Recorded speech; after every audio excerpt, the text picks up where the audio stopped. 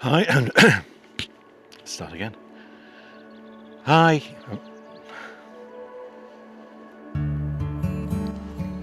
Hello.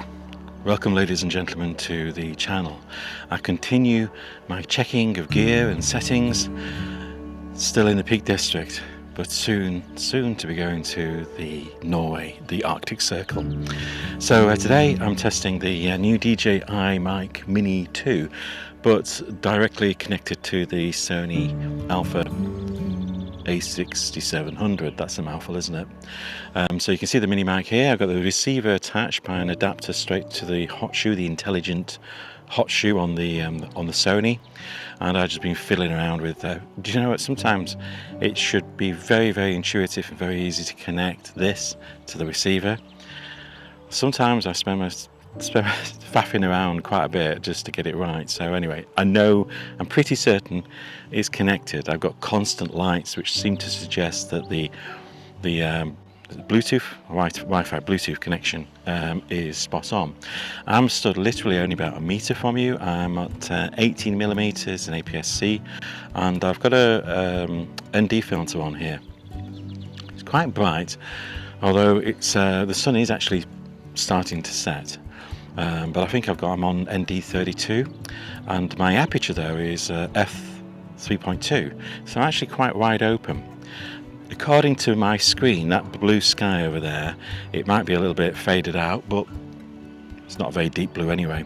None of the highlights are blown, so it is absolutely gorgeous. I'm going to do a little bit of b-roll so you can see, because we've got cute little sheeplets in the fields over there. It's just absolutely brilliant. I might do that with the other mic that I wanted to check, which is the Sony ECM B10. So this is a directional mic. It's designed specifically for Sony cameras with this intelligent hot shoe, and it's pretty good. It's pretty good, and I suspect it'll be very good at this distance. And you can also set the direction of the mic, so it's a multi-mic, multi-directional thing, which is quite useful. And I can just see a rabbit over there.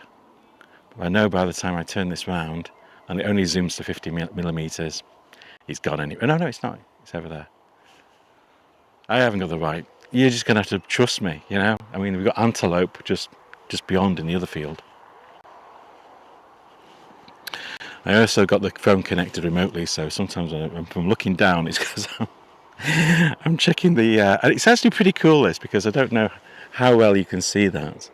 But you can actually see if the camera is on focus. So this has got eye detect.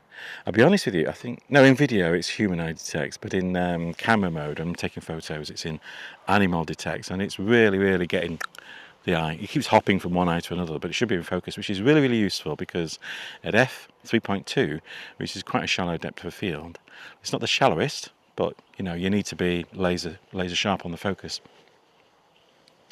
I think you can see that bokeh in the background, so the tree in the background, I was going to say sycamore, but that's an oak. So I might take a photo of that, particularly as the sun is sort of at 5 o'clock. As you're looking at me, it's sort of over there. The trouble is getting a composition, because you've got trees behind it, you've got a wall there, you can't shoot into the sun. So yeah, I don't know. I'll have a look. Okay, so now we've got the Sony. It's quite expensive. I think it's 300 and something pounds. And so it's a very small, compact microphone. I'll show it in a minute, actually. And it's on top of the A6700. It draws power from the camera, but it's really cool insofar as most of the controls and the settings are dialed in by knobs on the actual device itself, including the direction of the mic, as I was telling you about before. So I'm not talking particularly very loud. Again, I'm about a meter away. So at the moment, the audio directional mic is pointing straight at me and quite narrow. You can extend it and make it wider, but in this case, it's really narrow facing me. You can see the audio levels look okay. I don't seem to be peaking at all. I'm going to go and see if I can take a photo of this, and unless I do, I'm going to try and video a little bit of it. And so here's the scene. I'm very lazy because I'm really taking it from the spot that I was stood at before. I'm stood behind the camera quite close with the rear directional mic on. And the reason why I took this, even though it's a bit messy with the trees in the far field, which actually incidentally is a mining shaft, old disused mining shaft. The reason why I took this is because we've got this sort of leading line. It's not leading, it's leading first to that tree and then it goes off to the trees at the mine shaft. And you'll see there's a little kink just sort of bottom third. If you the rule of thirds, if you look about just below that, you'll see there's a little kink in that wall. It looks like there was either a mine shaft or a watering hole for cattle.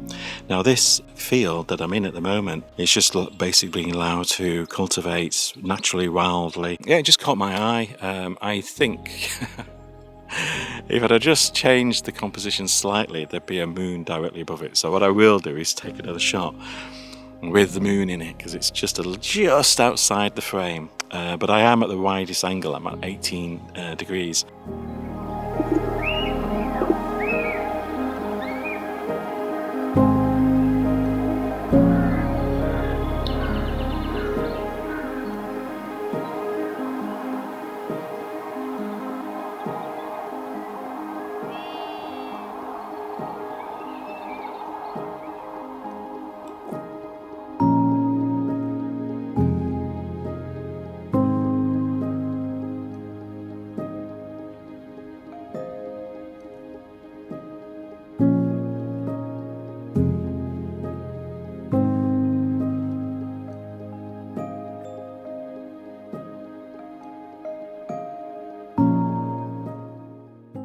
Okay, now I am going to go back.